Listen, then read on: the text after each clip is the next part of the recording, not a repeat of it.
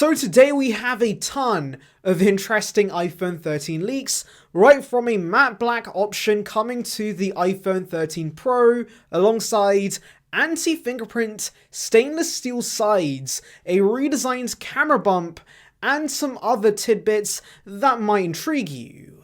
And so without further ado, make sure to like and subscribe for the latest Apple news and rumors, and with that being said, let's just tuck in. So all this information comes from Max Weinbach, who is an incredible Android leaker. He knows everything there is to know about pretty much all the Android smartphones out there. But when it comes to Apple leaks, he's not so reliable. He has an accuracy rating of 67.4%, so definitely take this information with a grain of salt. But anyways, let's delve in, and that begins with the matte black option that we could see on the iPhone 13 Pro.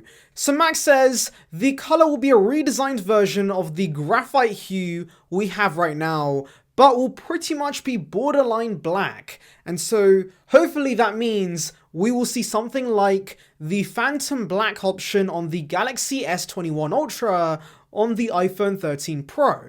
This really does kind of feel like an MKBHD version of the iPhone, because he loves matte black, and I think a lot of people do, and so this undoubtedly will be a very popular color, and hopefully it will be along the lines of the black we saw on the iPhone 7, because let me tell you, that was a pretty nice color, and especially with the matte finish we had on the iPhone 7, I would love to see that back on the iPhone with the iPhone 13.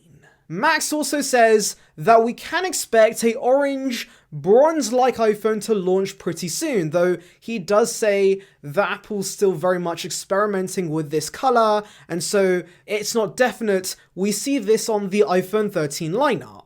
Personally, as you can see by my jumper, I am a huge fan of the color orange. I love all things orange. And so if Apple could give us something like the Pixel 4 XL orange, I will be one happy man, because that color was absolutely beautiful and I would love to see that on this year's iPhone. Now, having more color options, especially saucy ones like matte black and orange, is a great thing. But one issue I had with the iPhone 12 Pro and the 12 Pro Max was the very fingerprint prone stainless steel edges. In fact, it kind of ruined the look for me, because here we have an absolutely clean frosted back, and then it's paired with this glossy, cheap looking stainless steel that of course gains a lot of fingerprints that just makes your iPhone look very disgusting.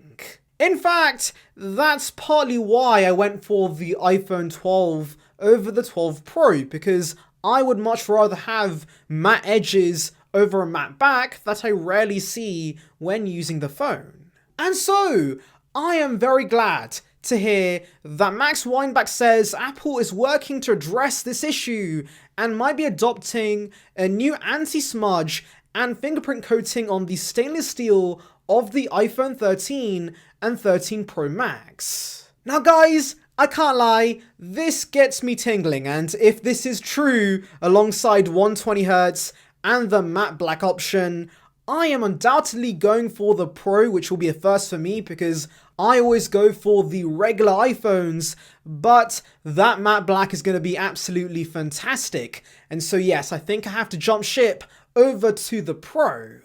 Anyways, let's move on to the cameras on the iPhone 13 lineup, specifically the camera design, because we have heard a lot of interesting things about the camera design in previous reports, and well, apparently those could be completely wrong.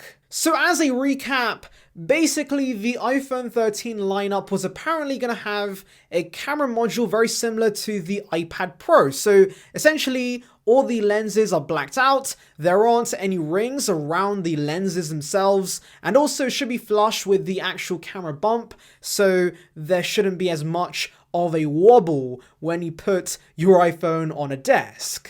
But Max does not think that will be the case because allegedly he says that Apple is planning to keep the ring design we have right now, except it will be a little less protrusive from the main body and the run-up to the main camera module will be slightly smaller. So basically, the camera bump won't stick out as much on the iPhone 13 Pro, but it won't be as flush as some initial rumors have led us to believe. Anyways, talking about the hardware of the iPhone 13, Max Weinbach says that LiDAR is going to play a significant role in the portrait mode on the iPhone 13 Pro, because you might know LiDAR can actually sense depth of field, and so it's basically perfect for portrait mode.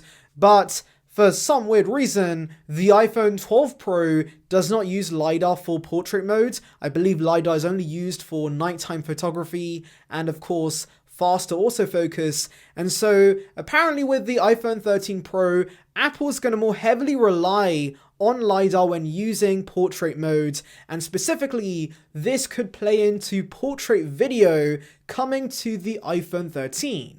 Another camera feature Max talks about is image stabilization correction. So apparently this feature will automatically detect and keep a subject in focus during the video. And again, this feature definitely appeals to me because I can tell you for a fact, this camera struggles to focus on my face as I move vigorously here because I get excited about these leaks and rumors. And so I would 100% appreciate having a feature where I could actually lock the camera into focusing on my face only all the time.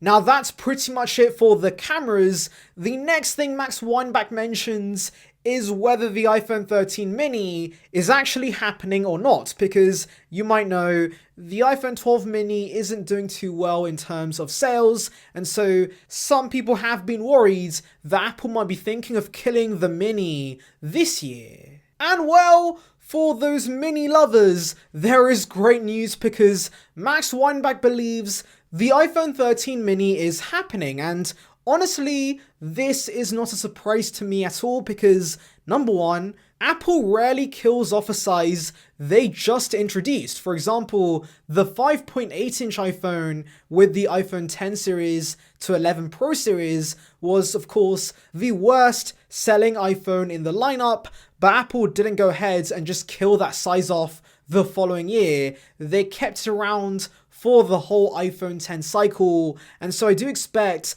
the mini to stick around for this generation of iPhones, so pretty much up until 2023, and then when Apple decides to give us new sizes, they might decide to kill off the mini. But number two, in terms of worldwide sales, the iPhone 12 mini is beating the regular 12 Pro, which is kind of surprising, but it seems that maybe in Apple's homeland of America, the iPhone 12 mini isn't doing so well, but it is doing quite well outside of that country, and maybe in Europe, where I guess people do appreciate having a slightly more compact smartphone. But thankfully, Apple is planning to address the biggest issue with the iPhone 12 mini, and that is battery life, and apparently they're gonna give us a more efficient chip in the form of the A15 and slightly increase the battery, though apparently it won't be that much bigger, but ultimately it should hopefully give us an hour or two of extra battery life with the iPhone 13 mini. But let me know in the comments below which is your favorite upgrade that Max Weinbach mentions in this report, because personally it has to be that matte black color option. I am very excited to see that materialize, and so hopefully, fingers crossed, we do actually see it happen. Anyways, thank you for watching. Make sure to like and subscribe. For the latest Apple news and rumors, check out the video in the icon above about the new iMac and Apple TV launching pretty soon and being leaked in the latest betas. And on that note, I'll see you guys in the next one. See ya, peeps.